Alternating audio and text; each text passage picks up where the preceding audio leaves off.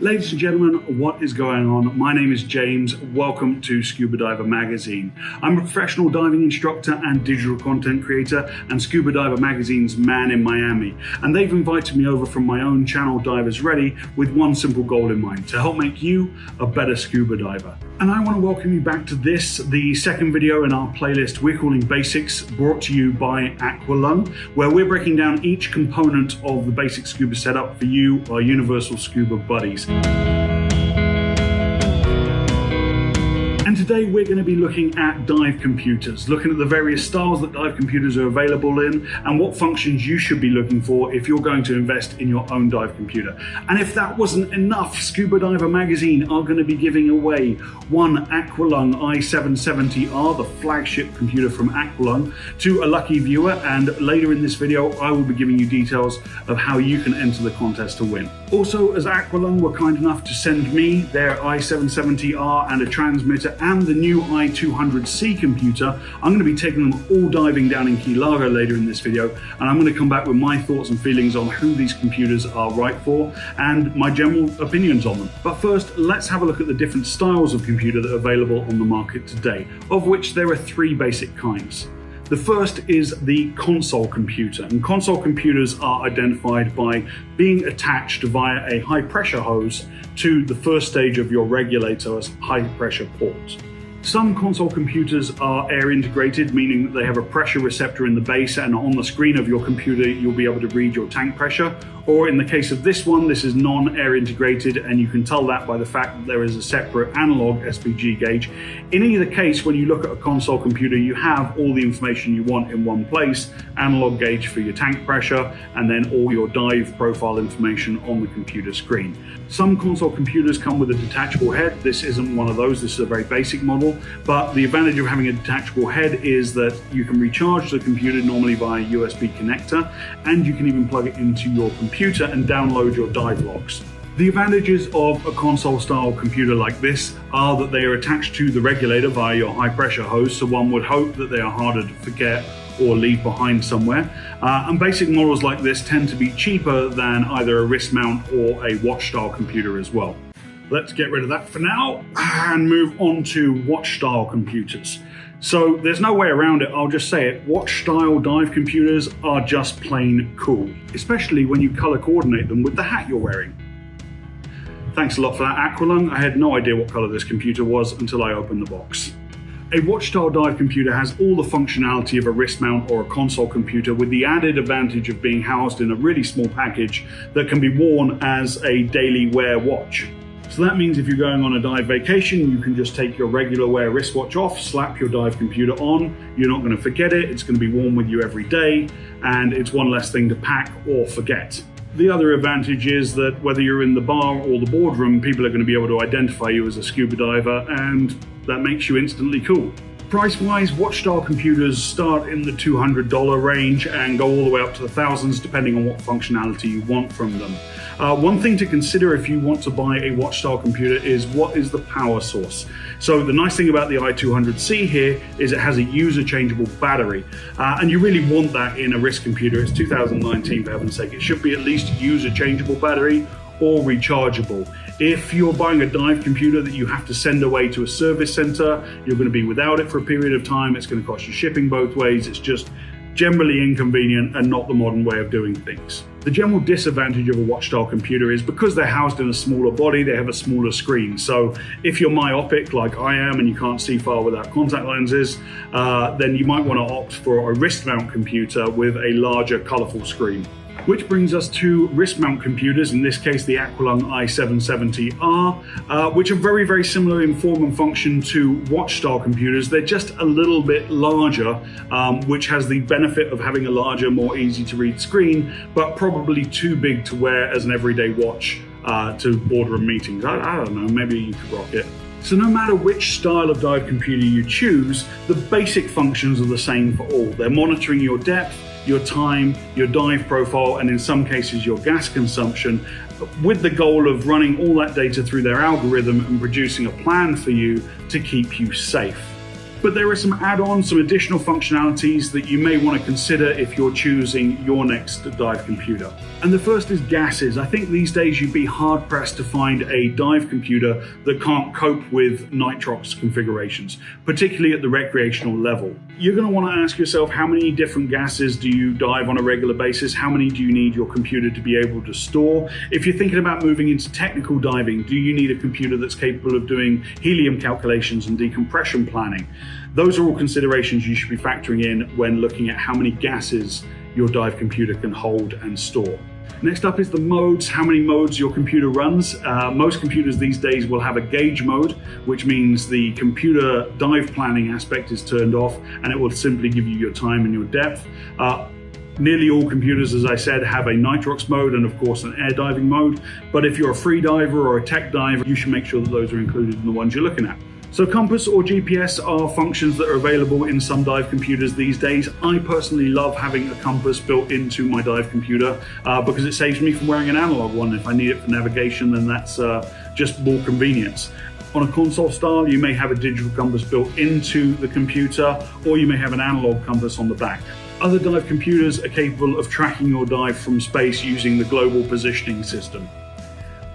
I don't really know if I need that function yet, but it is a thing. So nearly all dive computers will log your dives for you. The number of dives they log vary from about 4 up to the hundreds, depending on the memory that's included in your computer. And some allow you to download or back up your logs to a computer or mobile device. That can either be by providing a cable that you physically plug in, download some software and transfer the files across, or as in the case with most modern solutions, you download an app to your smartphone and sync over Bluetooth, and then you can save your dives that way. You can even share your dive profiles on social media if that turns you on. The next function I've got for you, which you may want to take into consideration when reviewing computers you're considering to purchase, is what is the user interface like? By interface, I mean how user-friendly is your computer? How easy is it to scroll through the menus and set the settings that you want for the dive profile that you're planning to do? I'm of the general opinion that the less buttons a dive computer has,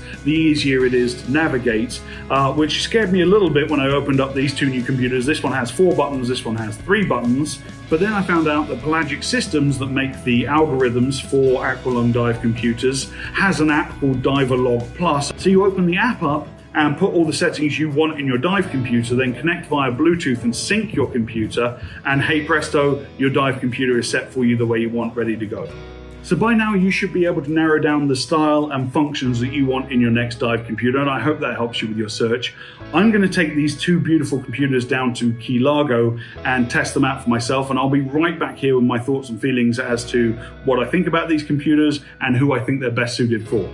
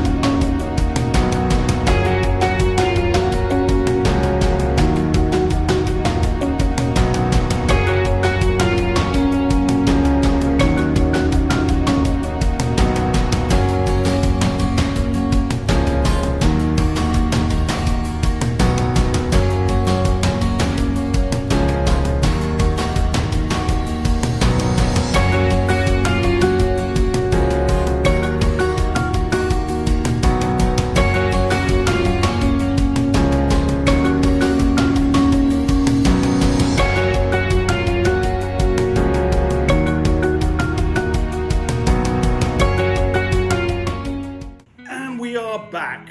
I want to say thank you so much to the team down at Horizon Divers. Great dives as always a fun time. And now it's time for me to share my thoughts and feelings on these two beautiful computers and who I think they're best suited for. And we're going to start with the i200C. I'm not going to quote you a retail price. I know how much this computer goes for in the US, and you can look it up wherever you live. But I will say, for the money here in America, what a fun feature-packed little computer. Besides a compass, I really don't know what other features a beginner diver could ask for in such a bright, fun little computer. The screen is clear and very, very easy to read. It gives you all the information you need and nothing you don't. So it's absolutely ideal for the beginner diver. I think they sent me the i200C in what they call dark charcoal because it's probably the color closest to black, and the good people at Aqualung know that I'm a techie diver at heart.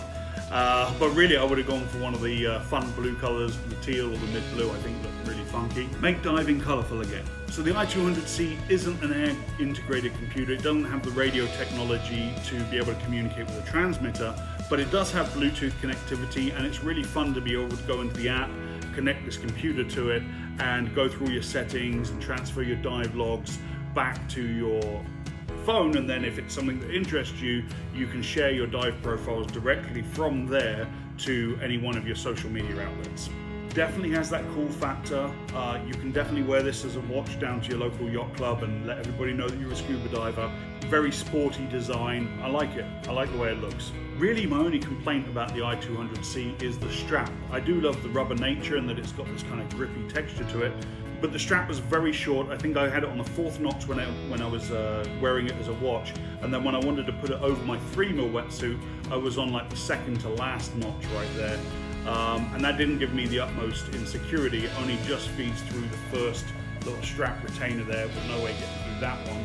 So that's my only complaint, and it's not a major one. I could always change the strap, I suppose. It's just quirky because I've never had that happen for any dive computer I've ever dived. Apart from that, I think it's an excellent entry-level computer. I think if you are a recreational diver who is on a budget, definitely check out the i200C from Aqualung. And then next up we have the flagship computer, the i770R from Aqualung. It does come in a case. I can't help but feel that I've seen this case somewhere before, but nice job of rebranding it, Aqualung. It's very plush, and I know that my investment will be well protected in that. It's a flagship computer. It really should come with a case, and it also comes with this funky, what they call a NATO strap. The problem with the strap, whilst it looks super cool, is, as you'll remember from your open water class when you were dealing with weight belts, webbing expands when it gets wet. So when you put this watch on and you crank it tight on the boat and you do your giant stride entry in, about 5-10 minutes into the dive, it's kind of rolling around on your wrist. Doesn't expand so much that I would think it could drop off of my hand and lose it, but it's just kind of annoying that it kind of rattles around and you have to retighten it. But again, if that's the worst of your problems, hey ho. It does also come with about 15 cents worth of bungee cord, so if you want to swap the NATO strap out for a bungee setup, if you're diving a dry suit or a thick wetsuit, you have that option built in. As for the computer itself, beautiful design. It's got the feeling of ruggedness. It feels well built, but without being clunky or heavy, which I kind of like.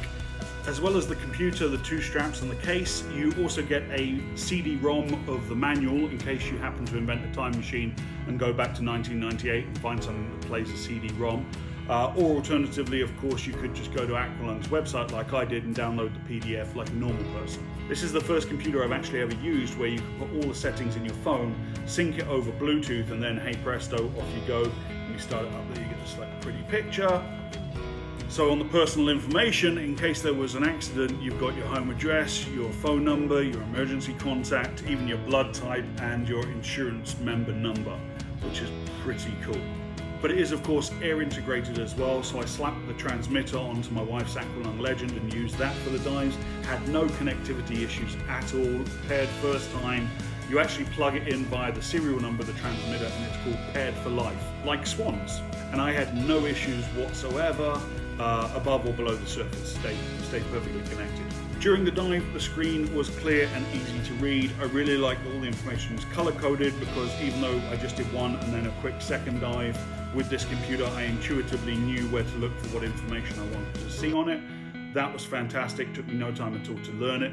I would say that you're going to notice on the video that there's some kind of a flicker on the screen. That's just because the frame rate I was using to film doesn't cooperate with the refresh rate of the screen on the computer. So it looks like it's flashing, but in real life that isn't actually the case. It's perfectly stable. Although one of my dive buddies who was on the boat with me did say that he thought that the numbers and the data was vibrating slightly as he looked at it. But then again, he's lived in the Florida Keys for quite a long time, so there's that. I would say that the screen is smaller than the computer I'm used to diving, and it's kind of a weird size because it's smaller than my other wrist-mounted computers, but too big to be worn as a watch, so it kind of falls in that weird category of in between wrist mount and watch style. Not really a criticism, just a quirky observation. Geez, James, not everything has to fit into nice little categories. If you decide to purchase an Aqualung i770R, you'll be comforted to know that it recharges via a USB cable that comes supplied with the computer. USB, not USB-C, which is kind of sad because obviously that's the way technology is going. But I have every confidence that Aqualung will release a USB-C charge cable in one of the later iterations. One thing I would say though as a criticism is it charges very slowly. New out of the box, it showed 30% battery level. It says charge fully before first use. Yes sir. So I plugged it in and left it overnight, and in the morning it was at 72%. I mean, I charged my GoPro batteries out the same outlet and they charge in an hour to full. Also, if I was going to add one criticism of this, the tank pressure readout did a weird thing during the dives.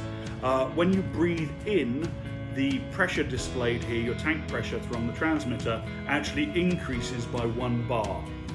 That's 14.7 psi to my American friends. It's really weird to be on a dive and see your pressure increasing at any time.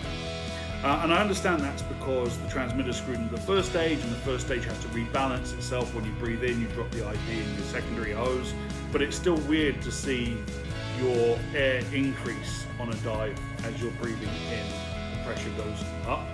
I've used many transmitters and computers before, and that's a first for me. I've never seen that happen. Who do I think this computer is for? Well, if you're looking for a recreational only dive computer that has a bright multicolored display that's easy to read and even easier to program, you could do worse than looking at the Aqualung i770R. And if you would like to claim your chances to win this flagship computer from Aqualung, the i770R, this beautiful beast of a multicolored recreational dive computer, all you have to do is scroll down in the description of this video below, click on the link, and you will be presented with multiple chances and ways that you can enter the draw to win. Don't forget to subscribe, ladies and gentlemen, if you haven't already, and feel free to head over to my channel, Divers Ready. There's a link in the description of this video below if you'd like to see more content from yours truly. Thank you again to Aqualung for sponsoring this Basics series. I'm going to put a playlist over here to all of the Basics videos. We're adding to those every month, and just below it I'll let the YouTube algorithm pick which video is next best for you. Again, ladies and gentlemen, my name is James. This was your Scuba Diver magazine video for this week. Dive safe, dive often.